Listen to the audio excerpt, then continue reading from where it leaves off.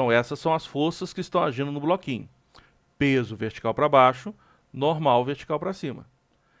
Aí, se eu inclinar esse plano, olha o que acontece com a normal.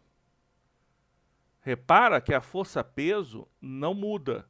A força-peso continua sendo vertical para baixo. Então a força-peso, ela é o tempo todo vertical para baixo.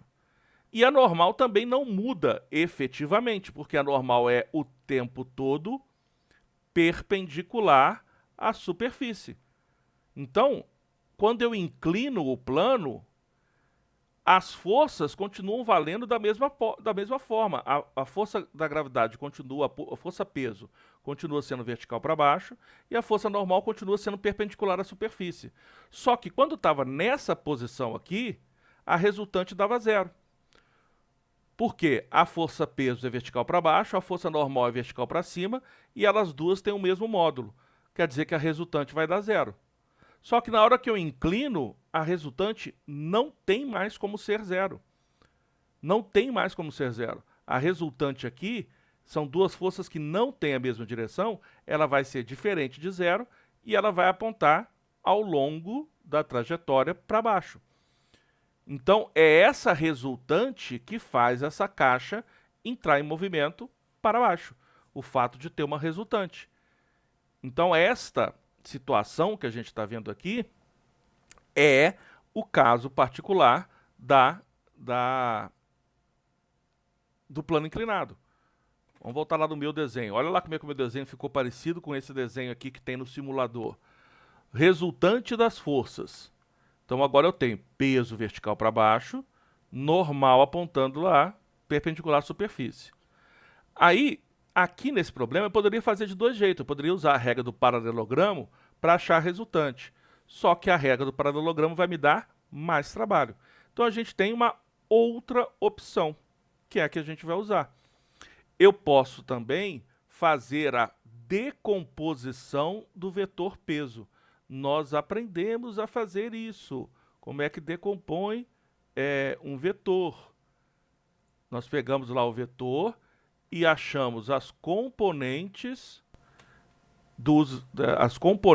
desse vetor sobre cada um dos eixos conhecidos. Nós fizemos várias situações lá em vetores desse tipo. Então, o que eu vou fazer? Eu vou pegar qual que é o vetor que está fora dos eixos. A normal está sobre o eixo Y. Eu vou pegar o vetor peso, que não está sobre nenhum eixo, e vou, pelo método das projeções, decompor o vetor peso em dois pedaços. Um pedaço na direção do eixo X e um pedaço na direção do eixo Y. Por isso que chama decomposição. Eu vou pegar e vou decompor, vou dividir em partes. Quando a gente compõe uma música, a gente junta. Quando a gente decompõe, a gente separa. Então eu vou pegar o vetor peso e dividir em dois pedaços. Um pedaço no eixo X, um pedaço no eixo Y. E como é que eu faço decomposição? Eu faço decomposição usando o método das projeções. O método das projeções, eu vou usar a réguazinha porque a régua vai me ajudar. Eu preciso projetar este vetor sobre o eixo X. Para eu projetar esse vetor sobre o eixo X, tudo o que eu preciso fazer Puxa vida, hein? Tudo que eu preciso fazer é traçar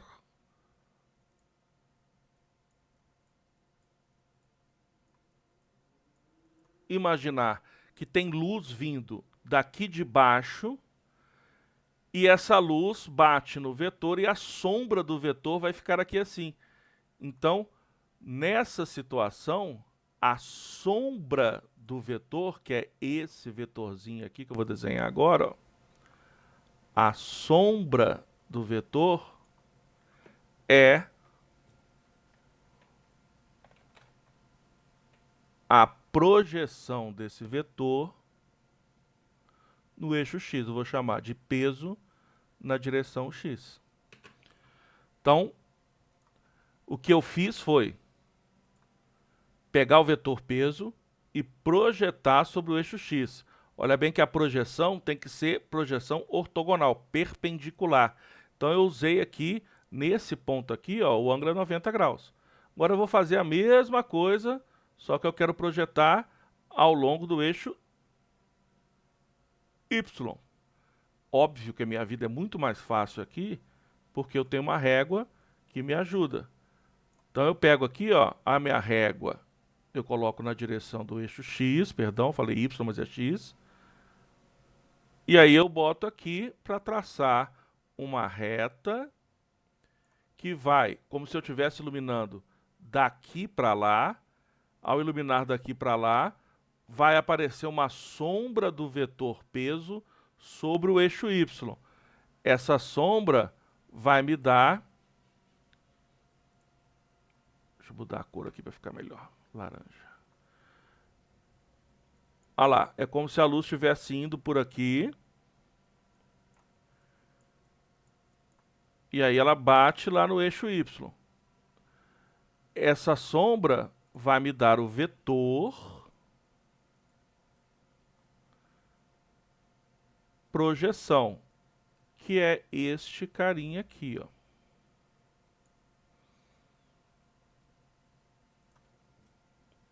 Este cara aqui é o vetor peso na direção Y. No momento em que eu faço isso, o vetor peso não existe mais. Eu não vou fazer isso, não vai ficar feio o desenho. Então vamos lá de novo. Eu tinha desenhado peso e normal. Tudo bem, vou fazer isso, Elisa. Vamos fazer isso com calma aqui. Você tem o peso vertical para baixo e a normal perpendicular à superfície. Quando você não tem vetores na mesma direção, alguma coisa você tem que fazer para resolver o problema. Usando a método das projeções, você começa, a primeira coisa que você vai ter que fazer é arranjar eixos para poder você trabalhar. Então, neste caso aqui, os meus eixos são os eixos X, que é esse eixo que está ao longo da trajetória, e o eixo Y perpendicular à trajetória. Essa escolha dos eixos, eu é que estou fazendo. Só que é uma escolha que é meio obrigatória. Eu tenho que ter bom senso. O deslocamento desse corpo só pode acontecer ao longo da trajetória, ao longo do plano inclinado.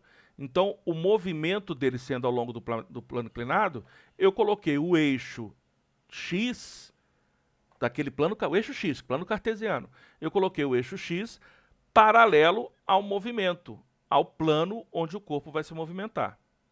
E se o eixo X é paralelo ao plano, o eixo Y é perpendicular ao eixo X. Então, o eixo Y vai ser perpendicular ao plano. O eixo Y vai ficar exatamente na mesma direção da normal, que também é perpendicular ao plano. Então, agora eu tenho dois eixos, X e Y. A normal está sobre o eixo, o peso não está sobre o eixo. Se o peso não está sobre eixo nenhum, né? A normal está sobre o eixo Y. O peso não está sobre eixo nenhum. Então, o que eu tenho que fazer para resolver esse problema?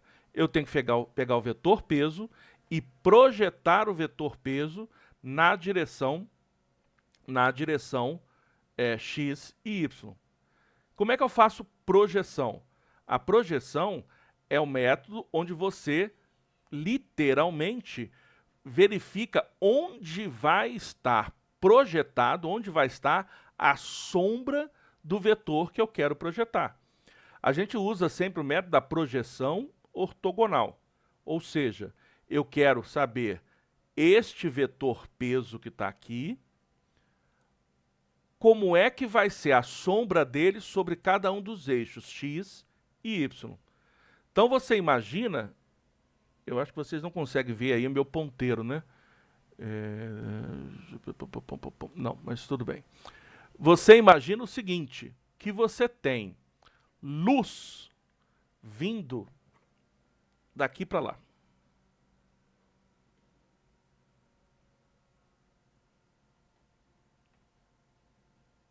Imagina que tem luz indo daqui para lá. Esta luz, ao bater nesse vetor, ela vai ser bloqueada e vai aparecer lá no eixo X uma sombra. É isso que eu preciso. Então, o que eu vou fazer? Eu pego lá a minha régua, coloco a minha régua numa posição tal que seja perpendicular ao eixo X. Por isso que chama projeção ortogonal. Para ser uma projeção ortogonal, ela tem que ser perpendicular ao eixo onde eu quero projetar. Então eu vou jogar luz de baixo para cima e essa luz, ao bater no vetor, só vai passar, ó, esse pedacinho aqui, ó. Daqui para cá vai passar. Eu estou literalmente desenhando um raio que conseguiria chegar lá no eixo X. Essa região toda aqui, ó, que eu vou desenhar agora, vai ficar na sombra. E é essa sombra que me interessa. A sombra é exatamente a sombra que é a projeção do vetor peso na direção X. A ideia que você tem que ter é como se você estivesse jogando luz e tentando ver onde é que a sombra vai estar sobre o eixo X. Só que a luz que você joga tem que estar... Opa, caraca, ficou horrível isso. Perpendicular ao eixo X. Então, quando eu faço a iluminação do meu vetor peso perpendicular ao eixo X, a sombra do vetor peso na parede X, no eixo X, é esse desenho que eu fiz aqui. Agora vamos fazer a mesma coisa lá para o eixo Y agora. Então, para poder fazer, eu preciso de uma reta que seja perpendicular ao eixo Y. Para eu fazer uma projeção ortogonal, eu preciso de uma reta que seja perpendicular ao eixo Y. Vamos lá. Reta perpendicular ao eixo Y. Então,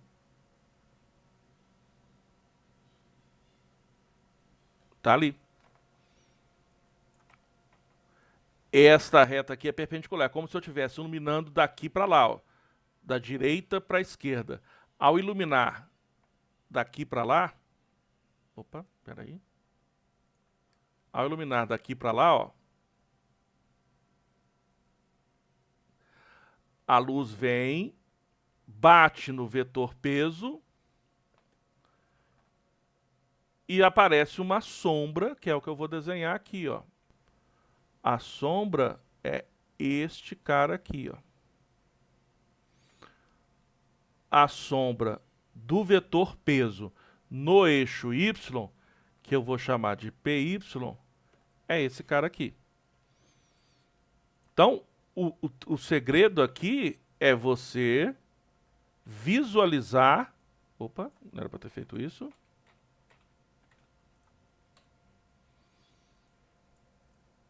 O segredo aqui é você visualizar que no final das contas você vai ter um retângulo. Quando eu faço a projeção, acaba desenhando-se um retângulo. E aí agora eu não tenho mais vetor peso. Eu só tenho os vetores Px e Py. A análise é a seguinte, então. Olha só, a normal e o Py. Eles não estão na mesma direção? Vamos lá, Bruno, é isso que eu vou falar agora. Olha só o PY e a normal. Tem movimento na direção do eixo Y? Esse corpo, se eu soltar, vamos ali soltar o corpo. Se eu soltar esse corpo aqui, se eu soltar esse corpo, onde é que o movimento dele vai ser? Vou soltar o corpo, ó. O movimento dele acontece ao longo do eixo. Se eu soltar o corpo, ele só tem movimento ao longo do eixo. Se ele só tem movimento ao longo do eixo, eu posso dizer que o movimento ao longo do plano inclinado, perdão, ele só tem movimento ao longo do plano inclinado. Então eu posso dizer que nesta direção, que é a direção y, peso e normal se equilibram. Peso e normal se equilibram. Peso y igual a normal. A componente y, perdão que eu estava falando errado, a componente y do peso, ela fica igual a normal. E aí, quem sobra? Quem sobra? Sobra px. Então, quem é a resultante das forças? A resultante das forças é px. A resultante das forças é px. Então, fazendo esse desenho, eu descubro a resultante. Vamos lembrar de novo. O peso foi dividido em px e py. Então, rigorosamente, não existe mais vetor peso. Não existe mais vetor peso. O peso foi dividido. Um pedaço virou py, um pedaço virou px. O py ficou com a mesma direção da normal. E na direção y, a resultante na direção y vale zero. Por que eu sei que a resultante na direção y vale zero? Porque não tem movimento na direção y. O único movimento que acontece é ao longo da direção x. Quer dizer, se não tem movimento na direção y, o vetor py e o vetor normal se equilibram. Esses dois são iguais em módulo, têm sentidos contrários, a resultante na direção y dá zero.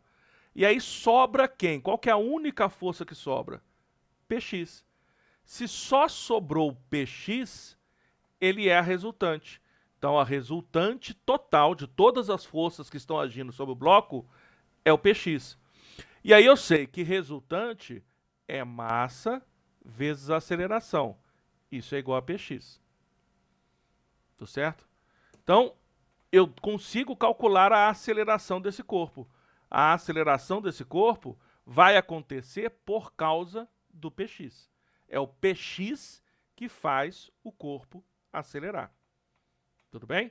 Então, Bruno, a sua conclusão aí foi certíssima. Deixa eu só ler de novo. Arthur, faria sentido falar que Py é igual a normal? Porque se a normal for maior que Py, ou Py for maior do que a normal, a resultante não seria paralela ao eixo. É exatamente isso. A normal tem que ser paralela, tem que ser igual ao Py, porque não existe movimento ao longo do eixo y. Só existe movimento ao longo do eixo x. Então, ao longo do eixo y, a resultante tem que ser zero. Tá certo? Muito bem. Deixa eu voltar para trás aqui tudo. Por que eu vou voltar para trás tudo? Porque eu quero mostrar limpinho de novo. Opa, aqui eu posso parar. Muito bem. Então eu tenho essa situação aqui. Como é que eu faço para calcular o Px e o Py? Quanto vale Px e Py? Px e Py não são pedaços do peso? Se são pedaços do peso, se são componentes do peso, nós aprendemos lá em vetores que a regra geral é a seguinte: a componente é igual ao vetor vezes seno ou cosseno de um ângulo. Componente é igual a vetor vezes seno ou cosseno de um ângulo. Então, a primeira coisa que eu tenho que saber é qual o ângulo que eu vou usar. Então, aqui tem um ângulo de 90 graus e aqui também. Esse não me serve. Sobraram dois ângulos, esse aqui em cima e esse aqui embaixo. Todo mundo consegue ver um triângulo retângulo ali, ó? 90 aqui, um ângulo aqui em cima e um ângulo aqui embaixo. Então, eu peguei o retângulo e dividi em dois triângulos retângulos. Tem lá em cima um ângulo e tem aqui embaixo outro. Qual ângulo que eu vou usar? Olha bem, o problema me deu este ângulo aqui, ó. Θ. Esse ângulo θ, ele aparece nesse triângulo retângulo. Ele aparece exatamente aqui. Esse ângulo θ aqui é exatamente igual ao ângulo θ que está aqui embaixo. Por que que eu tenho certeza disso? Existe uma regra lá na geometria que permite você identificar essas relações. A forma, talvez, mais fácil de observar isso seja bom senso, tá certo? Olha só, o bom senso é uma forma. Se você olhar o ângulo θ que está aqui, eu vou marcar aqui, ó. Isso aqui é um cateto. Isso aqui é a hipotenusa. Se você olhar esse triângulo grandão aqui, isso aqui é uma hipotenusa, isso aqui é um cateto. O ângulo está entre a hipotenusa e o maior dos catetos. Se você olhar aqui, esta aqui é a hipotenusa e esse aqui é um cateto. O ângulo está entre a hipotenusa e o maior dos catetos, porque o outro cateto, que eu vou colocar aqui 3 tracinhos para ele aqui, ó. Esse cateto, o terceiro cateto aqui, ele é menor. E aqui nesse desenho grandão, eu não tenho desenhado, mas o terceiro cateto seria esse cateto que estaria na vertical aqui. Então o ângulo é entre o cateto, o maior cateto, e a hipotenusa. Entre o maior cateto, que é esse cara aqui, e a hipotenusa. O ângulo θ é o ângulo entre o maior cateto e a hipotenusa. Tem outras formas, mas depois a gente estuda outras versões. Então, dito isso, identificado que o ângulo θ está aqui, nesse ponto, o segredo agora é trabalhar com componentes de força. O PY, ele é um cateto do triângulo retângulo, esse PY aqui, ó. Ele é um cateto que está próximo ao ângulo. Quando o cateto está próximo ao ângulo, eu uso cosseno, porque o cosseno é o cateto adjacente dividido pela hipotenusa. Cosseno é o cateto próximo. Então, para o PY, eu vou usar cosseno. Com ângulo, o cateto que está com ângulo, cosseno. O cateto que está sem ângulo, PX aqui, ó. Cadê o PX? O PX é a mesma coisa se eu tivesse desenhado o PX aqui, ó.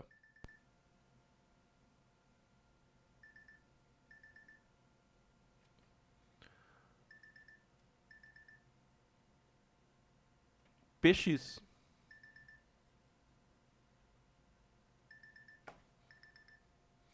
O PX, ele é o cateto nesse triângulo PYPX peso, ele é o cateto que está sem ângulo. E se ele está sem ângulo, eu uso seno. Então, as componentes, nesse caso, vão ser obtidas dessa fórmula. Cuidado, hein? Lá em lançamentos, vocês vão ver que mas o PX é sempre com cosseno e o PY é sempre com seno. Não é verdade. Aqui, nós vimos agora que usando esse ângulo de inclinação θ, a componente PX ela é uma parcela do peso, que é P seno. E a componente PY é uma parcela do peso, P cosseno. Daqui a pouco, eu vou voltar nesse assunto, mas eu preciso só comentar um negócio importante com vocês aqui.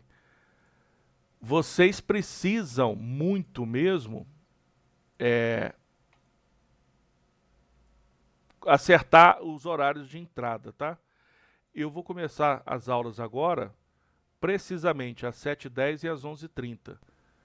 Tá certo? Eu não vou mais ficar esperando, não. Eu vou colocar a musiquinha antes, mas eu vou começar a aula às 11h30 e 7h10, porque tá ficando meio atrasada a matéria com esse negócio de eu ficar esperando o pessoal chegar. E como é aula online, todo mundo dá para chegar todo mundo junto. Em respeito às pessoas que entram no horário, eu vou começar a aula certinho no horário que está marcado o início da aula. Beleza? E vocês agora devem ter aula em algum outro lugar. Eu também vou tentar acabar a aula antes para dar tempo de vocês irem para outra turma. 11h30, galera. Até já. Tchau, tchau.